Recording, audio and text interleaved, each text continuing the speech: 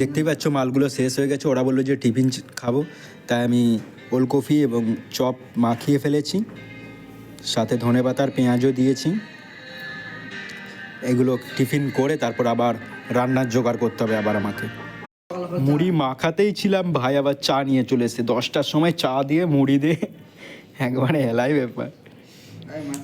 ভাই তুই তাড়াতাড়ি রান্না চাল পালগুলো ধুয়ে রাখ। কটা বাজে? কারা এমন করে মুড়ি মাখিয়ে খাও আমাকে কমেন্টে বলো। আমাদের মালিকও খেয়ে বললে হ্যাভি বানাস তো তুই চারটা। আমি তো কোনোদিনও ওলকপিকে মুড়ি দিয়ে মাখিয়ে খেয়েই দেখিনি যে কেমন খেতে লাগে। টিফিন হয়ে গেছে, এবার জল গরম করতে দিয়েছি। জলটা গরম হতে হতে সবজিগুলো কুটে নেবো, তারপর চালটা ধুয়ে ভাতটা বসিয়ে দেবো। ভাই তেল আনতে গেছে, তেল কিনতে গেছে, কারণ কালকে সব তেল রান্নার পরে শেষ হয়ে গেছে। চলো আমি সবজিগুলো কেটে নিই।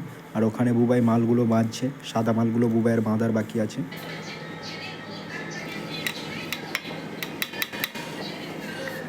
সবজি কুটতে কুটতেই ভাত ফুটতে আরম্ভ করে দিয়েছে।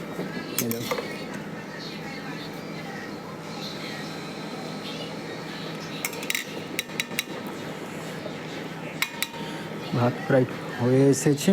আর এখানে আমার সবজি কোটাও শেষ হয়ে গেছে। আজকে আমাদের লাল শাক দিয়ে আলু দিয়ে তরকারি হবে।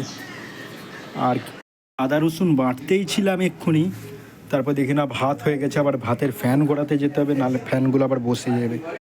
ভাতটা হয়ে গেছে, এবার ফ্যানটা গড়িয়ে নিই, কারণ নাহলে ফ্যান বসে যাবে।